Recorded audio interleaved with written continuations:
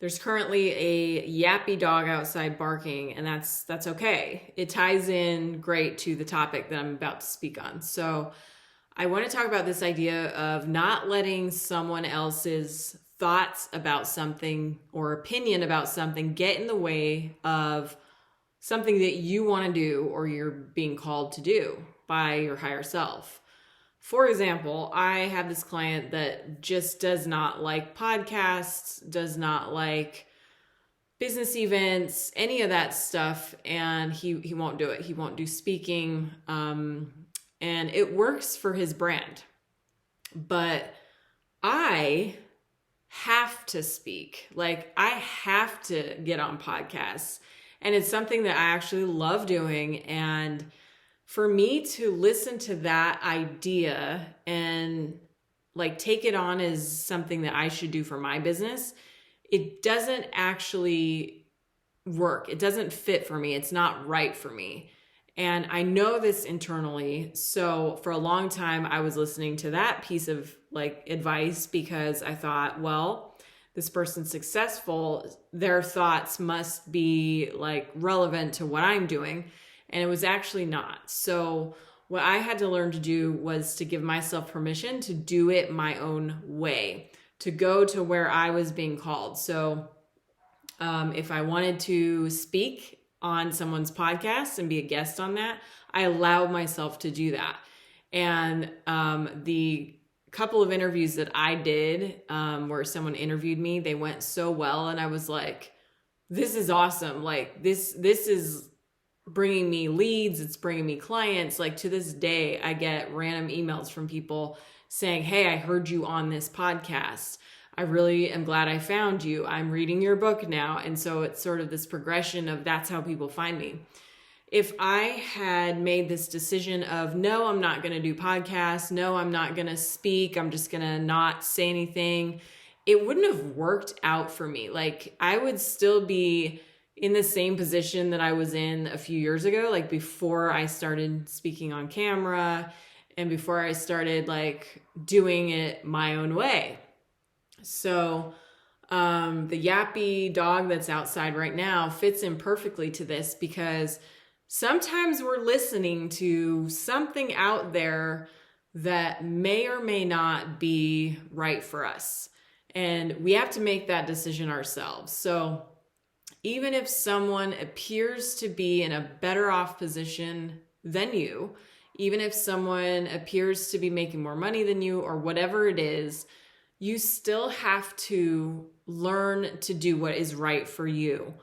For me personally, and I just talked about this on my Instagram story today, Tuesday, and I always was really fascinated by some of the business events that I went to, like conferences, seminars. I got into that whole vibe, and I would travel out of state. I would pay for a nice hotel, and I would just like go all into that.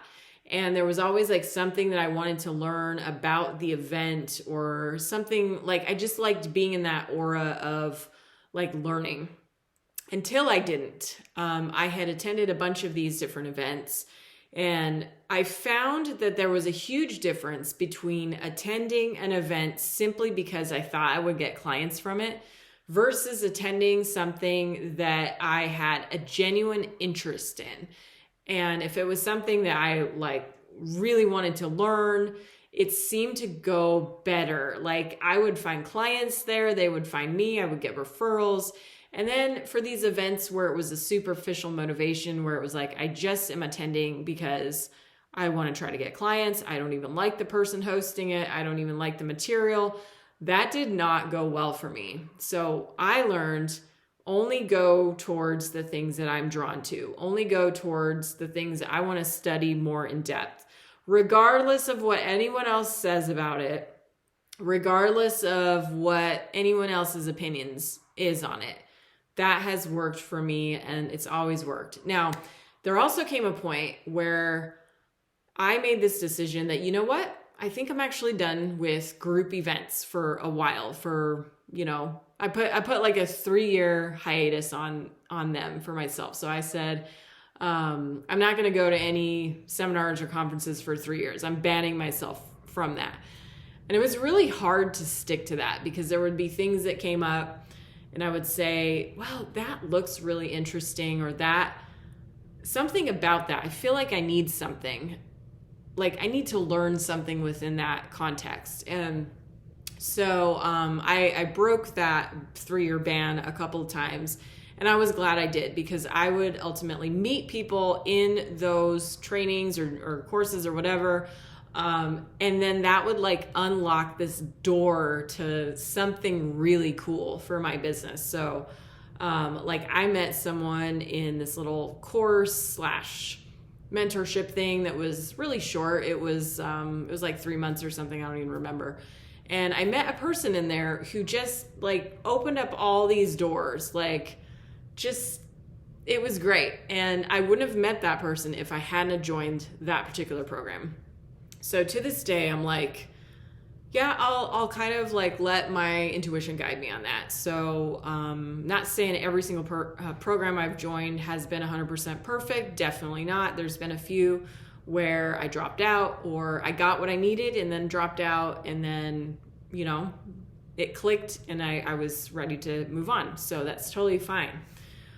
For whatever reason, like my clients, they need to know me. They need to like speak to me, speak with me before they will hire me. Like someone who is a stranger who doesn't really know me, there's just no reason for them to buy from me. They really have to get to know me on some level. And my content can do a great job of that, but there's nothing like actually talking to a person for me. Some people don't need to do that. Some people can make a lot of money just through like selling on a sales page and that type of thing. That's not me. And I don't want that to be me. And I've tried it where I tried to like set that up so where I had no interaction with the person on the other end, and it just does not feel right, and it just does not work. So this is permission for you to go to where you're drawn, do what you're drawn to do what you feel called to do, and just make it work from there. Like, don't let anybody pressure you into doing or not doing something just because they happen to have an opinion about it. If something works for them and they're saying everybody should do this and it doesn't feel right to you, fuck it, don't do it. If they're saying don't do this, but you actually are very fascinated by that, fuck it, do it. Like, try it out, see how it works. And my journey, there's hasn't been like a straight like right? There's like these meandering paths, and there's like detours, and there's little experiences here, like, oh, I had to learn this and I had to learn that, and it all came together so beautifully to now where I have just this depth of understanding of all kinds of different people and all their struggles, like what it's like for other people to struggle to get clients. And I just understand that so well because I've been in that position. Like, I don't resonate with the person that just went from all the way to the top. Like, I don't resonate with it. Like, I really struggled, and I had to struggle because that was part of my path. And I had to understand that so I could help others who are navigating that. Like, I had to understand it to help them better.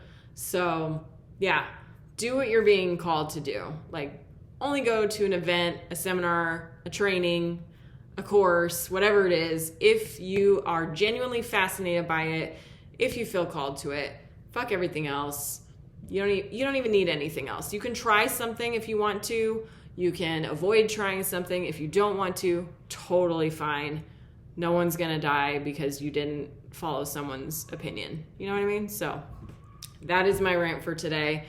And obviously this is in line with the Anti-Marketing Manifesto. It's all about doing what's in alignment with you and forging your own path, not following anyone's rules, or you can try to follow people's rules. I have actually experimented with that, where I try to follow someone else's rules, and I'm like, how does this feel? Like, does this light me up? Does this work? No? Okay, I have to set that aside and create my own rules. Okay? This plan, it's working for other people. I'm doing it. and it's not quite working for me, and I don't like how I feel when I do it. It doesn't feel authentic to me. So I'm going to tweak it. I'm going to take this aspect from this and I'm just going to apply it to my situation. I'm going to tweak it. I'm going to make it fit me. That's always worked for me. And trying to follow someone else's exact plan or guideline usually doesn't work for me. So I'm the ultimate rebel. I'm the ultimate, like, have to try it out for myself, have to test it out for myself. I'm one of those people that never listens to reviews until after I've experienced the thing and I've made my own decision. Like, reviews are kind of stupid to me because it's like, I don't trust people. I don't trust the people that reviewed it, because either if it's a negative review, it's like they're complaining about it and they're victims to their experience, or if it's positive, it's like, did they really give that positive review because they loved the thing or because they were being bribed to give a positive review? So I like to make my own decisions either way, but yeah, I went off on a tangent there. So yeah, hope this video was helpful.